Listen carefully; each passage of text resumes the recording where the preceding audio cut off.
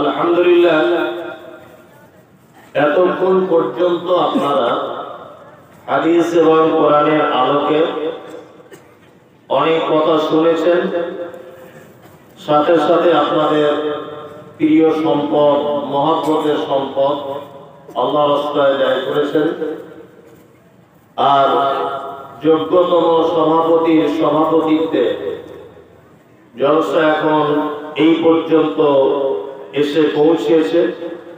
আল্লাহ যারা বলেছে, যারা শুনেছে, যারা দিয়েছে, সকলকে তুমি কবুল করে নাও, আমিন। আমি খুব অল্প বিদ্যায়, অল্প সময়ে আপনার সামনে কিছু কথা আলোচনা রাখবো ইনশাআল্লাহ। তবে কারি সাহেবের মতো আমার কণ্ঠ অত ভালো নয়, ওই জন্য আমি আগেই দুঃখিত।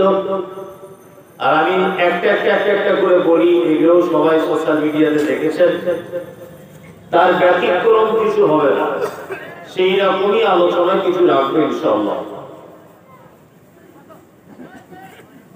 আলোচনা রাখার আগে আমি আপনাদের সামনে কয়েকটা জিনিস বলে রাখছি, যেগুলো আপনার জানলে খুব উপকার হয়। যেমন পৃথিবীতে দেখবেন কেউ কোনোদিন কোনো কাজ বিনা উদ্দেশ্যে কিন্তু করে না। আমি মমতাজুল ইসলাম আপনাদের গ্রামে এসেছি, আপনি এক গ্লাস পানি আমাকে দিলেন, তা আমি পানিটা পান করলাম, আলহামদুলিল্লাহ বললাম। আপনি যে আমাকে এক গ্লাস পানি দিলেন, এই পানিটা আমাকে দেওয়ার পিছনেও আপনার একটা উদ্দেশ্য আছে। উদ্দেশ্যটা কি না? উদ্দেশ্য হচ্ছে এই যে একজন আলেম মানুষ, মুসাফির, আমাদের গ্রামের একজন বক্তা, উনি আজকে, আমি যদি এরকম একটা মানুষকে এক গ্লাস পানিটা যদি দিয়ে সহযোগিতা করি, তাহলে আমি আল্লাহর দরবারে দুটো একটা নেকি অর্জন করব। এই উদ্দেশ্যটুকু কিন্তু আপনার থাকে না? আর একটা কথা, যে উদ্দেশ্যবিহীন, উদ্দেশ্য ছাড়া কেউ যদি কোনো কাজ যদি করে, তাহলে তার নাম পাগল, তার নাম পাগল। তবে বর্তমান আমাদের ট্রেনে, বাসে, স্টেশনে, বিভিন্ন জায়গায় যে পাগলগুলো দেখতে পাওয়া যায়, এরা কিন্তু 100% পাগল নয়। পাগল হচ্ছে সেই যে নিজে পায়খানা করে গায়ে মাখে, যে পয়সা দিলে ছুঁড়ে ফেলে দেয়, 10 টাকার নোট দিলে সঙ্গে সঙ্গে ছিঁড়ে দেয়, এ হচ্ছে অরিজিনাল পাগল। যে লোকটা আপনার কাছে পয়সা চাইছে, 1 টাকার কয়েন দিলে নিতে চায় না, 10 টাকার নোট দিলে নিতে চায়, যে 1 টাকা 10 টাকার পার্থক্য বোঝে, এ পাগল হয় কি করে? এ পাগল না, তার মানে বুদ্ধি আছে। যে পয়সা চাইছে আপনার কাছে আর এরকম করছে, মানে পয়সা দাও, আমি কিছু খাবো, তা ওর এই বুদ্ধিটা আছে যে পয়সা পেলে দোকানদার আমাকে কিছু দেবে, তাহলে ও পাগল না। পাগল সেই যে বিনা উদ্দেশ্যে কিছু করে, পয়সাটা দেওয়া হলো, সঙ্গে সঙ্গে ছিঁড়ে ফেলে দিল 100 টাকার নোট, সে হচ্ছে পাগল। আল্লাহ সুবহানাহু ওয়া তাআলা পৃথিবীতে যে আমাদেরকে পাঠালেন, আচ্ছা বলুন তো, আমাদেরকে পাঠানোর পিছনে কোন একটা উদ্দেশ্য আছে না? নেই? আছে কি? সেটা জানা নেই। আল্লাহ তাআলা আমাদেরকে পৃথিবীতে পাঠিয়েছেন, ওমা খালাকতুল জিন্না ওয়াল ইনসা ইল্লা লিয়াবুদুন। আল্লাহ নিজে বলছেন, আমি মানুষ আর জিনকে পাঠালাম এই কারণে যে তারা শুধুমাত্র আমার ইবাদত করবে, আমার গোলামি করবে, আমার দাসত্ব করবে। এই কারণে আল্লাহ সুবহানাহু ওয়া তাআলা আমাদেরকে পৃথিবীতে কি পাঠিয়েছেন। এটা ঝাড়খণ্ড না আপনার মুর্শিদাবাদ? তা আপনারা আমার ভাষা বুঝতে পারছেন? তাহলে একটু কথার উত্তর দেন। তাহলে আল্লাহ আমাকে পাঠিয়েছে, আপনাকে পাঠিয়েছে কি জন্য? ইবাদত করার জন্য। এখানে তিনটে কথা আপনাকে আমি বলে দেবো, এগুলো শুনলে আপনি আশ্চর্য হতে পারেন, আপনি বিস্ময় অভিভূত হতে পারেন, আপনার মনে প্রশ্ন জাগতে পারে এবং আপনার কাছে নতুন মনে হতে পারে যে কথা তো আগে কোনোদিন কেউ বলিনি। আচ্ছা, আপনারা ঝাড়খণ্ডের বুদ্ধিমান মানুষ, খুব ভেবেচিন্তে উত্তরটা দেন। আচ্ছা, একটা মানুষ বাঁচে কতদিন? মিনিমাম একটা 60 বছর, তাই তো? না, একটা মানুষ যদি 60 বছর যদি তার জীবন হয়, 30 বছর ঘুমায় না? ঘুমায়। তাহলে সলিড টাইম থাকলো কতদিন? 30 বছর। আবার 10 বছর পর্যন্ত ও হাফ প্যান্ট পরে বাচ্চাদের সাথে খেলাধুলো করে, ওর কোনো বুদ্ধি হয় না। হয় 10 বছর ছেলে কোনো বুদ্ধি আছে? তাহলে এদিকে আরো 10 বছর মাইনাস, তাই তো? থাকলে কত? 20 বছর। ওইদিকে আবার যখন বুড়ো হয়ে যাবে, 5 বছর চোখে কম দেখবে, কানে কম শুনবে, লাঠি নিয়ে ঘুরবে, তাহলে ওইদিকেও 5 বছর মাইনাস, থাকলো কত? 15 বছর। এবার আপনাকে বলছি, এই 15 বছরের ভিতরে তার চাকরি, এই 15 বছরের ভিতরে তার চাষ, এই 15 বছরের ভিতরে তার বিয়ে শাদী, এই 15 বছরের ভিতরে তার পেচ্ছাপ পায়খানা, এই 15 বছরের ভিতরে তার আত্মীয়তার সম্পর্ক ভালো রাখা, এই 15 বছরের ভিতরে তার ডাক্তারখানায় যাওয়া, এই 15 বছরের ভিতরে তার পেচ্ছাপ পায়খানা, তার খাওয়া দাওয়া, তার গোসল, সবকিছু এই 15 বছরের ভিতরে। এটা আপনি আরো 5 বছর বাদই দেন, তাহলে নিট একটা মানুষ বাঁচলো কত বছর? 10 বছর। কিন্তু আল্লাহ সুবহানাহু ওয়া তাআলার ভাষা হচ্ছে এই যে আমি তোমাদেরকে পাঠালাম পৃথিবীতে এই কারণে যে তোমরা শুধুমাত্র আমার ইবাদত করবে, তাই তো? তাহলে 60 বছরের ভিতরে আমরা ইবাদত করলাম, টাইম পেলাম কতদিন? 10 বছর। তাহলে এই যে 50 বছর আমাদের এটা এমনি চলে গেল, এটা মনের ভিতরে প্রশ্ন জাগে কি জাগে? তাহলে এই 10 বছর আমার নিট সময় আমি পেলাম, 50 বছর আমার জীবন থেকে চলে গেল, তাহলে আমি কি আল্লাহ সুবহানাহু ওয়া তাআলা যে উদ্দেশ্য করে পাঠিয়েছে, এই উদ্দেশ্য কি আমি পূরণ করতে পেরেছি? আসলে আমাদের একটা জায়গাতে বুঝতে খুব ভুল হয়েছে, কি যে আসলে ইবাদত, গোলামি, দাসত্ব এইটা যে কাকে বলে এটা আমরা বুঝতে পারি। এইটা আমাদের বোঝার সব থেকে বড় ভুল। আপনি বলেছে আপনাকে আপনি 30 বছর ঘুমিয়েছেন। মুহাম্মদ সাল্লাল্লাহু আলাইহি ওয়াসাল্লাম বলেন যে এশার নামাজ পড়ে খাওয়া দাওয়া করে তুমি তাড়াতাড়ি করে ঘুমিয়ে যাও। ঘুমাবে কেমন করে? না ডান করতে তুমি ঘুমাবে। নাম্বার 2, তুমি যদি পারো তাহলে মুআক্কিজা টাইম, অর্থাৎ কুল ওয়াল্লাহু আহাদ, কুল আউযু বিরাব্বিন নাস, কুল আউযু বিরাব্বিল ফালাক, আর কুল ইয়া আইয়ুহাল কাফিরুন, আরো যদি পারেন আয়াতুল কুরসি। ঘুমাবার সময় এইগুলো পড়ে আপনি ঘুমান। 4 কুল পড়ে হাতে কুল দিয়ে সারা শরীরে বোলান, আপনি ঘুমিয়ে পড়লেন। যদি ঘুমের মধ্যে আপনি স্বপ্ন দেখেন, খারাপ কোনো স্বপ্ন, সাথে সাথে আপনি যেদিকে ফিরেছিলেন সেদিক পরট চেঞ্জ করুন, আর খারাপ স্বপ্ন দেখে পড়ুন আউযু বিল্লাহি মিনাশ শাইতানির রাজিম, আর 3 বার এরকম করে দেন। চলুন ঘুমানোর সময় দোয়া কি বলবেন? আল্লাহুম্মা বিইসমিকা আমুতু ওয়া আহিয়া, এই দোয়াটা বললেন। আপনি আবার ঘুম থেকে উঠলেন, মুয়াজ্জিন ফজর আযান দিচ্ছে, আসসালাতু খায়রুম মিনান নাওম, ঘুম ভেঙে গেল।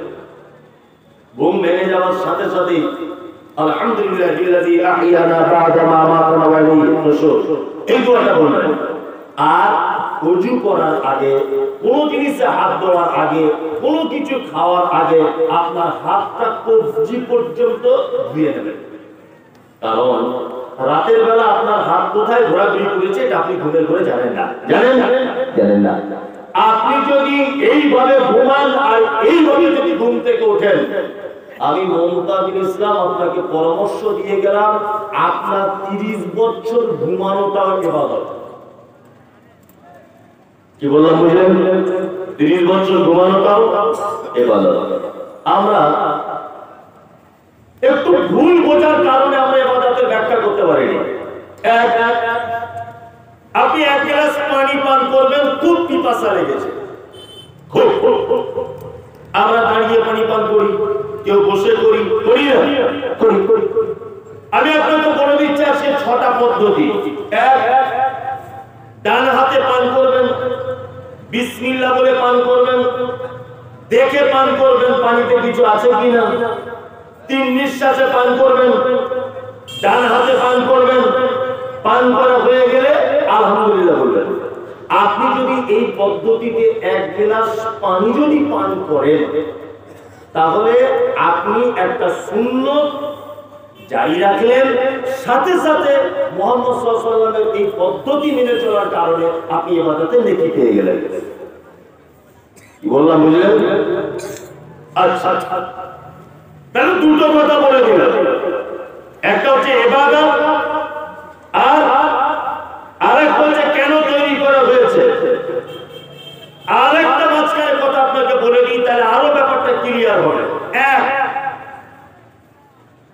আচ্ছা, আমরা যারা এখানে বসে আছি, আমাদের সবার জ্ঞান বুদ্ধি আছে না নেই?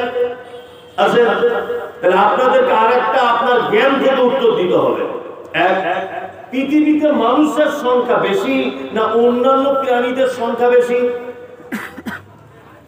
একজন বলছে মানুষের, মানে একটু বুঝে করব, মানুষের সংখ্যা বেশি নয়, অন্যান্য প্রাণীদের সংখ্যা বেশি।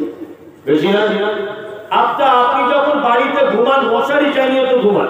আপনার বাড়ির সদস্য কতজন? 10 জন ধরে নেন, তাই তো? তা 10 জন যদি হন, 10 জনাই কিন্তু মশারি টানিয়ে ঘুমান। ঘুমান না?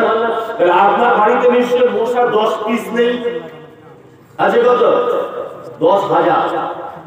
আপনার স্ত্রী রান্না করতে করতে বা চা করতে করতে একটু চিনি ফেলে দিয়েছে, সাথে সাথে দেখবেন 5,000 পিপিলিকে এক জায়গায় জমা হয়ে গেছে। তাহলে আমাদের থেকে, মানুষের থেকে অন্যান্য প্রাণী বেশি না কম? বেশি। আপনাদের গ্রামে যত লোক বসবাস করে, তার থেকে হাঁস মুরগি গরু ছাগল বেশি না কম? বেশি।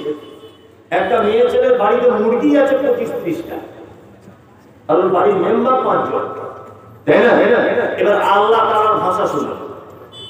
আসলে এই সমস্ত বক্তব্যগুলো কেউ রাখে না, কেন জানি না। যদি বলছে আপনি কি মহাপণ্ডিত, আপনি রাখছেন, আমি পণ্ডিত বলছি না, আমি বলছি যে এইভাবে যতক্ষণ না পর্যন্ত মানুষকে একটা করে বুঝিয়ে বুঝিয়ে না বলা হবে, ততক্ষণ পর্যন্ত মানুষ দিন জানতে পারবে না। বক্তা আমরা নেমন্তন্ন করি, নেমন্তন্ন করার আগে বক্তার আগে নাম লিখছে যে বক্তা অমুক সাহেব নকল জার্জিস আনসারী, বক্তা অমুক সাহেব নকল বদরুদ্দোজা নাদবী, বক্তা অমুক সাহেব নকল নূর মোহাম্মদ। আমি বলছি বক্তাই যদি নকল হয়, ও সত্য কথা আসল কথা বলবে কি করে? ও তো নিজেই নকল। একটা প্রশ্ন আসে কিনা বলুন? আসে না? আসে। আমরা বক্তা নেমন্তন্ন করার সময়তে আমরা খোঁজ খবর নিই, বক্তার গলার সুর ভালো তো, সুর ভালো তো, সাংঘাতিক সুর, বাঁশির মতো বাজে। আল্লাহর কসম করে বলছি, আমি ফতোয়া দিচ্ছি না, আমি একটা জিনিস বোঝাতে চাচ্ছি শুধু এই। আচ্ছা, পৃথিবীর কোন কথা, পৃথিবীর কোন শব্দ সুর করে করে কেউ কোনোদিন বলে? কোনোদিন কোন মাস্টার মশাই পড়াতে গিয়ে বলে, এই বাচ্চারা তোমরা সবাই পড়ো, ওই অজগর আসছে তেড়ে, এ ফর অ্যাপেল,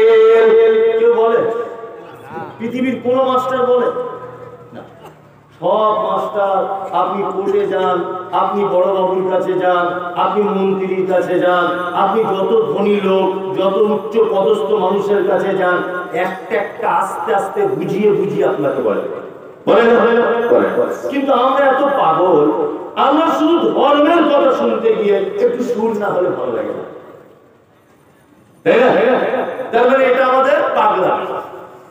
যাই হোক, তাহলে যে কথা আপনাকে বলছিলাম আমি একটা একটা করে বলছি, বিরক্ত হবেন না। তাহলে পৃথিবীতে আল্লাহ মানুষের থেকে অন্য প্রাণীদের কম করেছে না বেশি? বেশি।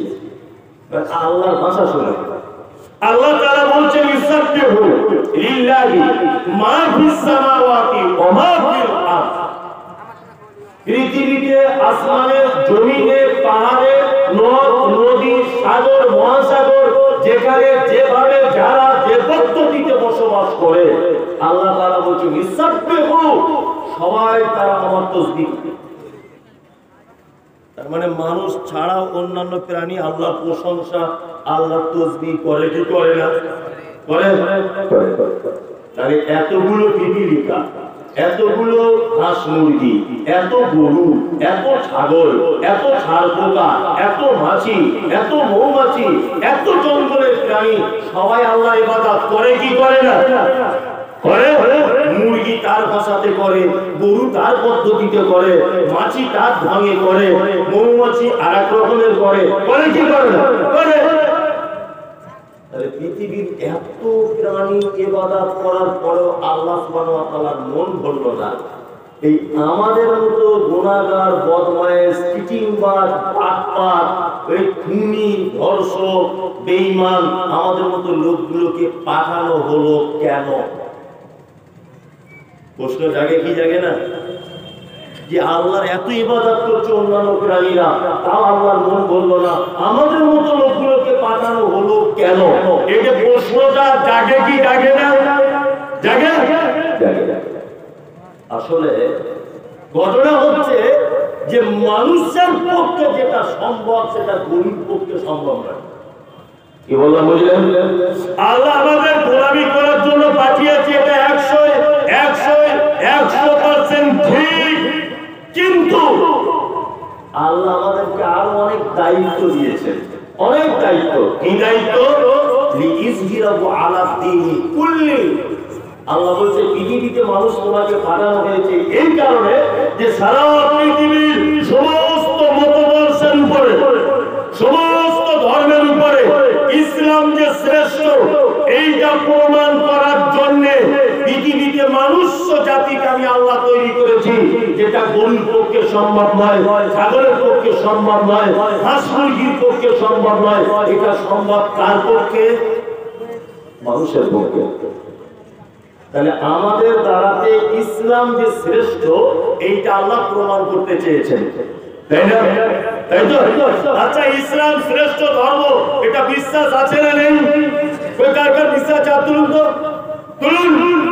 শ্রেষ্ঠ ধর্ম ইসলাম অবশ্যই। যাদের হাতে ব্যথা তারা তুলতে পারেনি, ভালো লোক সবাই তুলেছে। ইসলাম শ্রেষ্ঠ ধর্ম। ধর্ম কি ধর্ম নয়? আচ্ছা, চোর যদি চুরি করে ধরা যদি পড়ে, কোরআনের আইন কি? হ্যাঁ, হাত কেটে দিতে হবে, তাই না? কেন হাত কাটবে? চোর চুরি করে। আচ্ছা, একটা লোকের হাত যদি কেটে দেওয়া হয়, সে ফের দ্বিতীয়বার চুরি করতে পারবে কি পারবে না? পারবে। সে না পারুক, অন্য কাউকে পরামর্শ দেবে, দেবে কি দেবে না? দেবে। তা আল্লাহকে এটা বলতে পারতো, চোর চুরি করেছে, চোখ দুটো কানা করে দাও, এটা তো বলতে পারতেন। হাত কাটবে কাটবে। ইসলাম যে কত সুন্দর একটা জীবন ব্যবস্থা, এগুলো একটা একটা করে না ভেঙে চুরে বললে আপনি বুঝতে পারবেন না। এখানে এই মোবাইলটা রাখা আছে, তার 1 লাখ টাকা অরিজিনাল নয়, এমনি অরিজিনাল 10,000, 1 লাখ। তা আমি স্টেজে উঠে দেখলাম যে এখানে একটা 1 লাখ টাকার মোবাইল চুরি আছে। ইসলাম কত শ্রেষ্ঠ সেটা বলছি। 1 লাখ টাকার মোবাইলটা আমি স্টেজে উঠেই সর্বপ্রথম দেখলো কে? আমার চোখ, তাই না? চোখ আমার অন্তরকে ফোন করে বলে দিল, ওখানে একটা অ্যাপেলের কোম্পানির মোবাইল রাখা আছে, চুরি করতে হবে। আমার পা ওইখান থেকে আগিয়ে এসে এই জায়গাটা পৌঁছে গেল। ভালো করে বুঝবেন, তাহলে আমার চোখ দেখলো, আমার ব্রেন নক করলো, অন্তরকে চুরি করতে হবে, আমার পা আমাকে এইখানে পর্যন্ত নিয়ে এলো। বলুন, এখন আমি মোবাইলটা চুরি করতে পেরেছি কি পারিনি? পারিনি। তাহলে মোবাইলটা চুরি করার জন্য, পকেটে ভরার জন্য প্রথমে কে আমার উপকার করবে? এই ধরলাম, পকেটে ভরে নিলাম। কোরআন এমন এক জীবন ব্যবস্থা, কোরআন বলেছে চোরের ধরে হাত কেটে। কারণ কি? কারণ হচ্ছে পা ওখান থেকে হেঁটে এসেছে, কিন্তু পা ফাইনাল কাজ করেনি। চোখ দেখেছে কিন্তু চোখ পকেটে ঢোকাতে পারেনি। মাথা আমাকে রোজ করেছে চুরি করার জন্য, কিন্তু পকেটে ঢোকাতে পারেনি। ফাইনাল কাজ করেছে কে? হাত। আল্লাহ সাজা দিয়েছে কাকে? হাতকে। তাহলে কোরআনের কথা সত্য না মিথ্যা? সত্য, বাস্তব, বাস্তব। আমরা তো কোরআনের আরেকটা কথা আপনাকে বলে দিই, হাদিসের আরেকটা কথা বলে দিই। আচ্ছা বলুন, পবিত্র আল কোরআন ইসলাম একজন পুরুষকে কটা বিয়ে করার পারমিশন দিয়েছে? চারটা। এটা পারমিশন, ফরজ নয়, সুন্নত নয়, কিছু নয়, অনুমোদন। চারটে বিবাহ করা কি? অনুমোদন। প্রয়োজন সাপেক্ষে তুমি করলে করতে পারো। কি বললাম? বললে করতে পারো। আমাদের অনেক কিছু ভুল বোঝানো হয়েছে।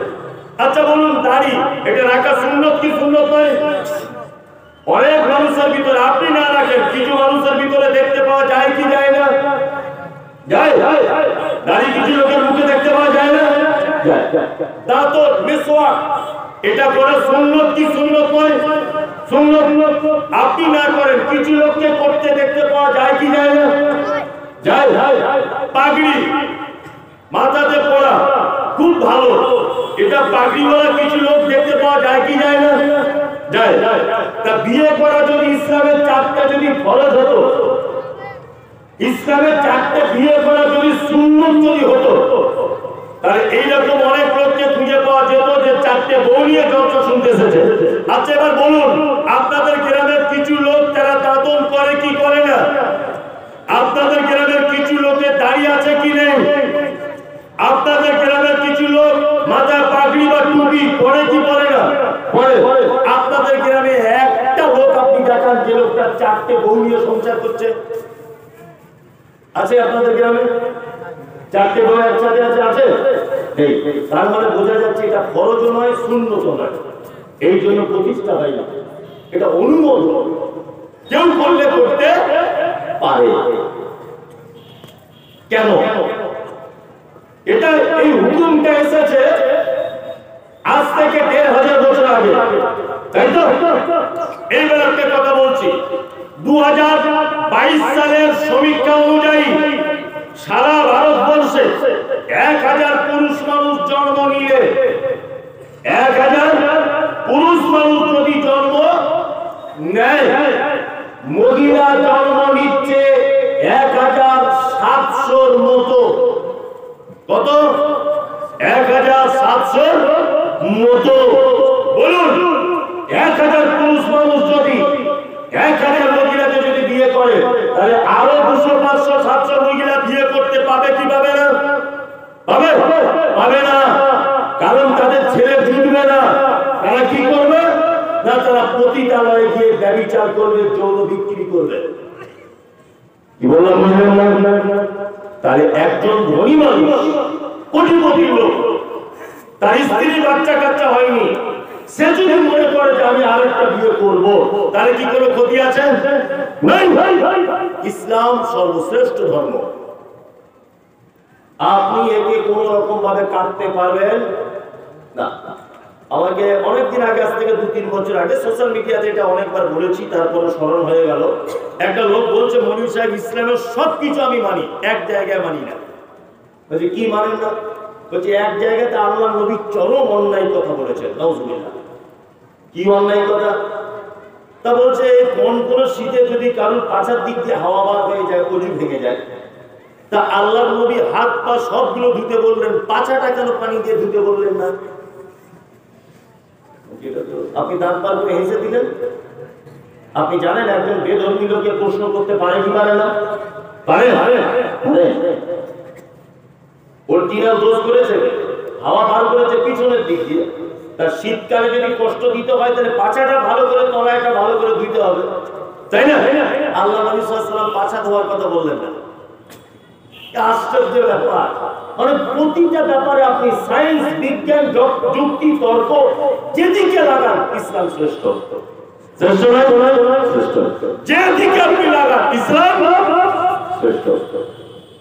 আমি তখন বললাম, আল্লাহ নবী সাল্লাল্লাহু আলাইহি ওয়াসাল্লাম ভুল করেনি বাবু, তুমি বুঝতে ভুল করেছো। বুঝতে ভুল কেমন? আপনি গরুর গোশত খেয়ে রান্না করে আপনি কলকাতা যাচ্ছেন, কলকাতা পাকুড়িয়া স্টেশনে ট্রেনের সিটে বসেছেন, আর সঙ্গে সঙ্গে আপনার নাকে সেট এলো যে আচার দিয়ে কেউ একজন মাখিয়ে জুট করে ঝালমুড়ি বিক্রি করছে।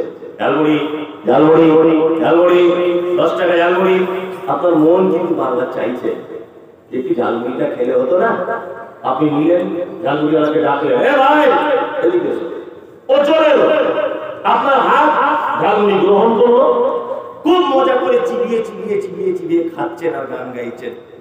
আচ্ছা বলুন, আপনি যদি কলকাতায় যেতে টাইম লাগে 5 ঘন্টা পাকুড় থেকে, এই 5 ঘন্টা যদি সিটে একভাবে বসে থাকেন, বাড়িতে গোস্ত রান্না ভাত খেলেন, আবার যদি টক ঝাল দিয়ে ঝালমুড়ি খান, পেটের ভিতরে একটা গ্যাস তৈরি হবে কি হবে না? এটা একটা ব্যারেল, ব্যারেল বুঝেন তো? ব্যারেল, ব্যারেল বুঝেন? বুঝেন না? যেটাতে তেল তেল রাখে ওটাতে কি বলে? ড্রাম। ড্রাম, এই ড্রাম, এটার কাজ ড্রাম। আর ড্রামের তলায় ফুটো করা আছে। এর কাজ হচ্ছে এখানে কিছু গোলমাল হলে ওর তলার দিক দিয়ে বার করে দেবে। এটাও ডিউটি, এটাও ডিউটি, তাই তো? এবার আপনাকে বলছি, পাছার দিক দিয়ে যে হাওয়া বার হয়ে গেল, এর জন্য অজু করতে হবে। বলুন তো, এর জন্য পাছা দায়ী না অঙ্গ প্রত্যঙ্গ গুলো দায়ী? অঙ্গ প্রত্যঙ্গ গুলো দায়ী। প্রথমে উঠে আপনার কান শুনতে পেয়েছে, ঝালমুড়ি, ঝালমুড়ি, কান শুনেছে। তারপরে শুনছে, ওরে বাবা আচার দিয়ে রেখে দিচ্ছে, নাকে শুনেছেন, নাক দায়ী, দায়ী না? দায়ী। তারপরে আপনি চোখে দেখেছেন, চোখ দায়ী। মুখে দিয়ে জুত করে চিবিয়েছেন, তার মানে গালের ভিতরটাও দায়ী, দায়ী না? দায়ী। পায়ে হেঁটে গিয়ে ঝালমুড়ির কাছে গেছেন, মানে পাও দায়ী, দায়ী না? হাত দিয়ে মুখে তুলেছেন, মানে হাতও দায়ী, দায়ী না? তার মানে বোঝা যাচ্ছে এখান থেকে যে গ্যাসটা বার হয়েছে, এই গ্যাস বার করার পিছনে আসামি কারা কারা? প্রত্যেক অঙ্গ প্রত্যঙ্গ, তাই না?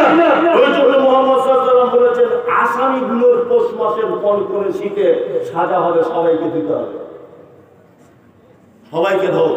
হাত তুমি জুত করে মুখে তুলে দিয়েছো, এই পর্যন্ত ধুয়ে দাও। মুখ জুত করে চিবিয়েছো, তোমার কুলি করা লাগবে। নাক তুমি শুনেছো, ভিতরে পানি ঢুকিয়ে দিয়ে আগে ওয়াশ করো। পা তুমি আগিয়ে গেছো, তোমাকেও আপনি পর্যন্ত ধোয়া লাগবে। তার মানে মুহাম্মদ সাল্লাল্লাহু আলাইহি ওয়াসাল্লাম যে পদ্ধতি বলেছেন, এটা ঠিক না ভুল? উত্তর আপনারা দেন। ঠিক। আল্লাহ তাআলা বলছেন যে ইসলামু আলা দ্বীনি কুল্লি, ইসলাম যে শ্রেষ্ঠ পৃথিবীর মাটিতে তোমাদেরকে প্রমাণ করার জন্য আমি আল্লাহ সুবহানাহু ওয়া তাআলা তোমাদেরকে পাঠিয়েছি। আচ্ছা, এবার আপনাকে আরেকটা কথা বলে দিচ্ছি, খুব ভালো করে শুনে নেন। আমাদের দেশে গ্রাম পঞ্চায়েত থেকে প্রধানমন্ত্রী, রাষ্ট্রপতি পর্যন্ত তার বেশিরভাগ মানুষ ইসলামের পক্ষে না ইসলামের বিপক্ষে? বিপক্ষে। এই ভারতবর্ষের মাটিতে, এই দেশের মাটিতে ইসলাম প্রতিষ্ঠা করা সহজ না কঠিন? কঠিন, কঠিন। আপনি যদি বলেন আমি সুদ খাবো না, সুদ হারাম, কিন্তু ভারতবর্ষের একটা সরকারি নিয়ম, আপনাকে জিরো ব্যালেন্সের একটা বই খুলতে হবে, টাকা সুদ ঢুকে যাবে, যাবে না? যাবে। রাস্তা দিয়ে ডান দিকে চলা সুন্নত না বাম দিকে? ডান দিকে। আপনি যখন এখন মোস্তারি করে যদি পাকুড় স্টেশনের পাশে রোডে ডান দিক দিয়ে যদি আপনি মোটরসাইকেল চালান, অ্যাক্সিডেন্ট হওয়ার সম্ভাবনা আছে না অ্যাক্সিডেন্ট হবেই? কোনটা হবেই? ডান দিকে সুন্নত এই দেশের মাটিতে চালু করা যাবে না। সুদ মুক্ত সমাজ গড়া এই দেশের মাটিতে সম্ভব নয়। পুজোয় চাঁদা, পুজোতে চাঁদা দিতে হবে না, দিতে হবে না, দিতে হবে না। কিন্তু আপনি এমন একটা জায়গায় বসবাস করেন, আপনি পুজোর চাঁদা না দিলে আপনাকে মারধর করবে, যখন বুঝতে পারবে তারা আপনি মুসলিম। তাই এই চাঁদা থেকে নিজেকে সরিয়ে রাখা এটা সহজ না কঠিন? কঠিন, তাই না? কঠিন, অবশ্যই কঠিন। এবার আপনাকে বলছি, এই কঠিনতম ভারতবর্ষের মাটিতে আপনি বসবাস করে এখানে দিন অর্থাৎ ইসলাম প্রতিষ্ঠা করা সহজ নয়, নিশ্চয়ই বড় কঠিন, তাই না? এইবার আপনাকে একটা কথা বলছি, যেটা সহজ সেটা অন্তত আপনি করুন। আপনি বিডিও অফিসে লাইন দিয়ে আছেন, সবাই রোদের কারণে দাঁড়িয়ে দাঁড়িয়ে পানি পান করছে, আপনি সেখানে বসে পানি পান করুন। আপনি যদি বসে যদি পানি পান করেন, আপনাকে ফের জরিমানা কিছু হবে? হবে? হবে না। গাছের নিচে কাপড় পরা হারাম, তুমি যদি গাছের উপরে কাপড় পরো তাহলে তোমার জেল জরিমানা কিছু হবে? হবে না। ভারতবর্ষের মাটিতে তুমি যদি দাড়ি রেখে ঘোরো, এর কারণে তোমার কোনো জেল জরিমানা আছে? নাই। আমি এটা মুমতাজুল ইসলাম বলছি, ডান দিকে সাইকেল নিয়ে চলা এটা যখন কঠিন হচ্ছে, আপনার দাড়িটাকে এত সহজ, এটাকে আপনি কঠিন করলেন। এটা তো আপনি রাখতে পারতেন। ঠাকুরের দরবারে পুজোকে কেন্দ্র করে চাঁদা দেওয়া এর থেকে বাঁচা কঠিন, কিন্তু দাঁড়িয়ে পানি পান করা হারাম। বসে পানি পান করাটা যদি কেউ করে কোন মুসলমান, এর জরিমানা হবে? হবে না। অন্তত আপনি এইটা করুন, গাছের নিচে কাপড়, যুবক তুমি কেউ গাছের উপরে কাপড় পরবে না, গাছের উপরে যদি তুমি পড়ো তোমার কি চাকরি থেকে বাদ দেওয়া হবে? হবে? এটা কেন তুমি মানতে পারবে না? ঠিক বলছি না ভুল বলছি? কঠিনটা আপনি না হয় মানতে পারলেন না এই দেশের নাগরিক বলে, যেগুলো করা যায় সেগুলো তো আপনি করছেন না। কিছু কিছু লোক বলছে মনীষের দাঁড়িয়ে রাখলে কুটকুট কুটকুট করে, খুব চুল কাজ। আমার কেউ কেউ অভিযোগ আছে যে আমার বউ রাখতে মানা করেছে, বলে না ওই সাউথ আফ্রিকার না কোথাকার একটা ক্রিকেট প্লেয়ার জানেন, এই বড় বড় দাড়ি, কি না আসিম আমলা, এত বড় বড় দাড়ি। সোশ্যাল মিডিয়াতে দেখছি যে তার স্ত্রীকে নিয়ে প্লেনে বসে আছে, তার স্ত্রী ডান দিকে, তার স্ত্রী বাম দিকে, ও ডান দিকে, স্ত্রী বড় কাপড়ে আছে, এত বড় দাড়ি। আসিম আমলাকে মনে হয় কেউ চেনে না। চেনে? সবাই চেনে? সারা পৃথিবীর লোক চেনে না? সারা পৃথিবীর লোক যে লোকটাকে চেনে, তার দাড়ি রাখার কারণে তার বইয়ের কোনো অভিযোগ নেই। হাসিম আমলার মতো একটা ইন্টারন্যাশনাল ক্রিকেট প্লেয়ার, তার লজ্জা লাগে না। আর এ ফটিক ভাই বলছে আমার লজ্জা লাগে। তোমাকে সারা পাকুড় জেলার লোক চেনে? কটা লোক চেনে তোমাকে? পোড়াবাগানে এই গ্রামের মানুষ সবাই তোমাকে চেনে। তোমার এত লজ্জা কিসের? তুমি কি রাষ্ট্রপতি নাকি যে তোমাকে বিদেশে ভ্রমণ করতে হয়? তুমি প্রধানমন্ত্রী যে অন্য দেশের মন্ত্রীদের সঙ্গে দেখা করতে যেতে হয়? তোমার দাঁড়িয়ে রাখলে অসুবিধা কোথায়? তোমার অসুবিধাটা কোথায়? একটা কথা বলছি, শুনে রেখে দেন, আমি বড় দানি, কোটি কোটি টাকা দান করি। আমি মারা যাওয়ার পরে আমি যে দানি, এই দানির জন্য কোন শরীরে চিহ্ন থাকবে? কথা বলুন, থাকবে না। আমি বড় বক্তা, আমি মরে যাওয়ার পরে আমার কাফন দেখে কেউ বলতে পারবে যে আমি বড় বক্তা ছিলাম? বলতে পারবে? আমি নামাজি, আমাকে মরার পরে দেখে কেউ বলতে পারবে আমি নামাজি? কবরে তার কোন নিদর্শন যাবে? যাবে না। পৃথিবীতে একটা মূল্যবান সুন্নত, সেটা হচ্ছে যে এই দাড়ি। একটা মানুষ পৃথিবীতে একটাই মাত্র আমল আছে, যে আমলটা সাথে করে মানুষ বাহ্যিক দৃষ্টিতে দেখতে পাওয়া যায়, কবরের ভিতরে পর্যন্ত দেখতে পাওয়া যায়। এগুলো বুঝবেন। আপনাদের এলাকায় এরকম আছে কোন লোক মারা গেলে তার দাড়ি চেঁচে দেয়? আছে না? অন্তত ফেরেশতারা এটা দেখলে বুঝতে পারবে যে ওই লোকটা খুব সুন্দর চমৎকার দাড়ি, নিশ্চয়ই আল্লাহ নবী সাল্লাল্লাহু আলাইহি ওয়াসাল্লামের লোক এবং এই দলেরই একজন। বুঝতে পারবে? আর যদি চাচা ছেঁড়া লোক কবরে যদি যায়, তা ফেরেশতারা প্রথমেই বুঝতে পারবে কি চিজ এসেছে, প্রথমে বুঝতে পেরে যাবে, বুঝতে পারবে? আচ্ছা, বাহ্যিক দৃষ্টিতে তো ভালো মন্দ বোঝা যায়, যায় না? যায়। চলুন, তাহলে আল্লাহ দ্বিতীয় কারণ আমাদেরকে পাঠিয়েছেন কেন? আমাদের দ্বারাতে ইসলাম প্রতিষ্ঠা করবে। ইনশাআল্লাহ আমরা ছোটখাটো বিষয়গুলো মেনে নেওয়ার চেষ্টা করবো, ইনশাআল্লাহ, ইনশাআল্লাহ, ইনশাআল্লাহ। এইবার আল্লাহ তাআলা বলছেন কি, তোমাদেরকে পৃথিবীতে পাঠানো হয়েছে কেন? আল্লাহ বলছেন, আল্লাযী খালাকাল মাউতা ওয়াল হায়াতা লিয়াবলুয়াকুম আইয়ুকুম আহসানু আমালা। আমি হায়াত আর মওত এই দুটি জিনিসকে সৃষ্টি করেছি এই কারণে যে যাতে তোমাকে পরীক্ষা করা হয় উত্তম আমল তোমাদের ভিতরে কে করছো। আল্লাহ কেন উত্তম আমলের কথা বললেন না বেশি আমল? হ্যাঁ, উত্তম। তার মানে বোঝা যায় বেশি আমল করলে, বেশি আমল যদি কেউ করে আর তার পদ্ধতি যদি মুহাম্মদ সাল্লাল্লাহু আলাইহি ওয়াসাল্লামের না হয়, তার থাকার জায়গা জাহান্নাম। কি বললাম বুঝলেন? এখানে আবার আপনাকে আমি 3টে পয়েন্ট বলে দেবো, খুব মনোযোগ দিয়ে শুনবেন। আমি কিন্তু মারাত্মক হাদিস কোরআনের জ্ঞান রাখি না, তবে আমি একটা একটা ছোট্টখাটো জিনিস খুব বুঝিয়ে বলার চেষ্টা করি যাতে মানুষ ব্যাপারটা বুঝতে পেরে যায়। এইখানে এই আয়াতটা থেকে আপনাকে আমি 3টে জিনিস শেখাবো, ইনশাআল্লাহ শিখবো, ইনশাআল্লাহ। এক, আল্লাহ তাআলা বলছেন আল্লাযী খালাকাল মাউতা ওয়াল হায়াতা। আল্লাহ প্রথমে বলছেন আমি মরণ সৃষ্টি করলাম, তারপর জীবন।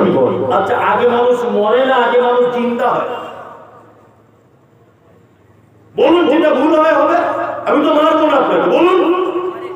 আগে মানুষ জিন্দা হয়, তাই তো? না, আসলে মওত শব্দের অর্থ হচ্ছে অনস্তিত্ব, যার কোনো অস্তিত্ব থাকে না। মানুষ মায়ের গর্ভে আসার আগে তার কোনো অস্তিত্ব ছিল? ছিল না। আল্লাহ তাআলা বলছেন আল্লাযী খালাকাল মাউতা, তোমার কোনো অস্তিত্ব ছিল না। ওয়াল হায়াতা, তারপরে তোমার মায়ের পেটে তোমার অস্তিত্ব দান করলাম। তাকাসাউনা ইজামা লাহমা, তোমার আব্বা তোমার মা রাতের অন্ধকারে শুয়ে মিলন করেছে, সেই বীর্য থেকে আমি আল্লাহ তোমার মায়ের পেটের ভিতরে গোশতের টুকরা বানিয়ে দিলাম। আর এই গোশতের টুকরাটা আস্তে আস্তে আস্তে আস্তে বড় হচ্ছে। আল্লাহু আখরাজাকুম মিন বুতুনি উম্মাহাতিকুম লা তা'লামুনা শাইআ, আস্তে করে তোমার মায়ের পেট থেকে পৃথিবীতে তোমাকে আনলাম। আর যখন তোমাকে পৃথিবীতে এনেছি তখন তোমার কোনো জ্ঞান ছিল না। তাহলে আল্লাহ আগে অস্তিত্ব ছিল না, তাকে অস্তিত্ব দিয়ে পৃথিবীতে নিয়ে এসেছেন। তারপরে আল্লাহ তাআলা বলছেন অস্তিত্ব তোমার পরে পৃথিবীতে একটা পরীক্ষার জায়গা। কিসের জায়গা? পরীক্ষার জায়গা, তাই না? একটা কথা বলে দিই, এটা বলে রাখা ভালো হবে। ঝাড়খণ্ডের মাটিতে 1 জানুয়ারি বলে কিছু হয়, হয় আমাদের বেঙ্গলে হয়, ঝাড়খণ্ডে হয়, মানে মানে আপনাদের মুসলমান যুবক ছেলেরা করে 1 জানুয়ারিতে পিকনিক করে, সব তো আসামি, কেউ তো সুস্থ নেই, সব আসামি। আসামি নয়, এই তোমার মাথাতে গোবর ভরা আছে, গোবরগুলো বার করে দিচ্ছি আজকে, গোবর বার করে দিচ্ছি, যদি তোমাকে আল্লাহ হেদায়েত করে তো করবে। পরীক্ষার হলেটা, পৃথিবীটা কি পরীক্ষার হল। পরীক্ষার হলের নিয়ম জানেন?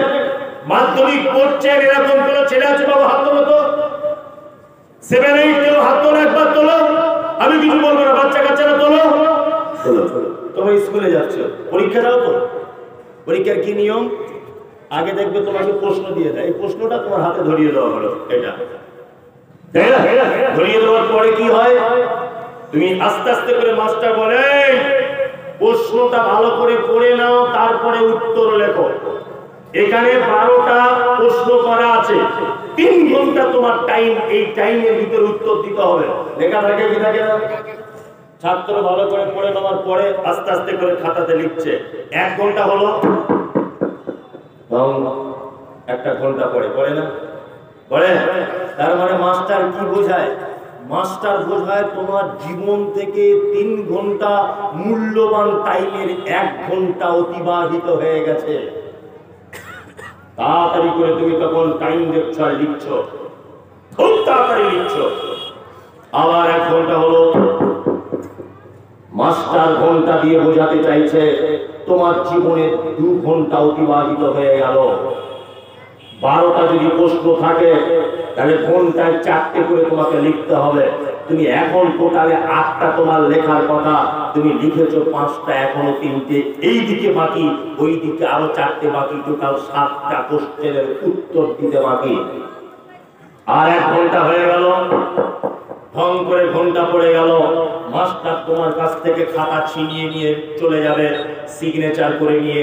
তুমি যদি তখন বলো যে আমার আর 2টো প্রশ্নের উত্তর মাস্টার দিতে আমার হয় টাইম নেই, আপনি দয়া করে খাতাটা আবার আমাকে দেন, তোমাকে সুযোগ দেওয়া হবে কি হবে না? হবে, হবে না? এই তোমার জীবনে 60 বছর বেঁধে দেওয়া হয়েছে, ওরা বাগানে আব্দুল্লাহ 60 বছর তুমি বাঁচবে। তোমার এখন 2023 সাল পার হয়ে যাচ্ছে, মানে তোমার আল্লাহর তরফ থেকে একটা ঘন্টা যে 2023 সাল চলে গেল, আবার 2024 সাল পড়লো, তোমার বাকি জীবন থাকলো 29 বছর, তোমার এখন বয়স 31 বছর, তোমার বছরের একটা দিন 324টা দিন, 365টা দিন চলে গেল। যুবক, তোমার উচিত ছিল 365টা দিনের ভিতরে কতটা তুমি নফল নামাজ পড়তে পেরেছো, কতটা তুমি নফল ইবাদত করতে পেরেছো, কতটা তুমি দান করতে পেরেছো, কতটা তুমি সাদকা করতে পেরেছো, কতটা আল্লাহর গোলামি করতে পেরেছো।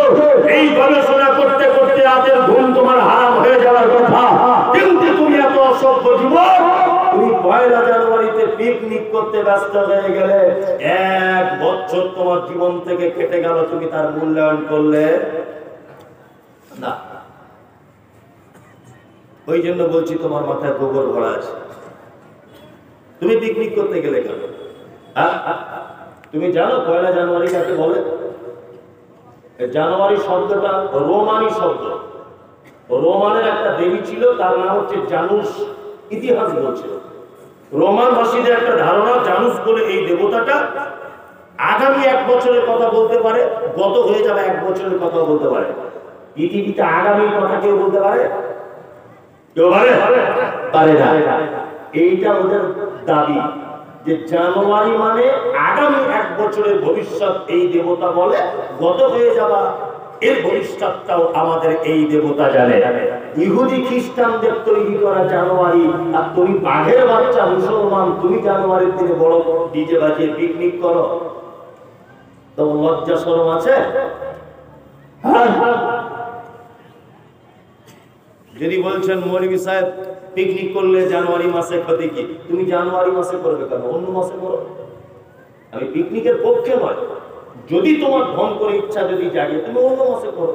4-5 জন বন্ধু মিলে দেশি মুরগি এনে জবাই করে খাও, গান টান বাদ দিয়ে এমনিতে খাও, অসুবিধা কিছু নেই। তুমি জানুয়ারি মাস কেন নির্দিষ্ট করতে গেলে? এই আমি এক জায়গাতে বলেছি যে 25শে ডিসেম্বরে কেক আপনাদের হয়, কেক, হ্যাঁ 25শে ডিসেম্বরে কেক, আরে যিশু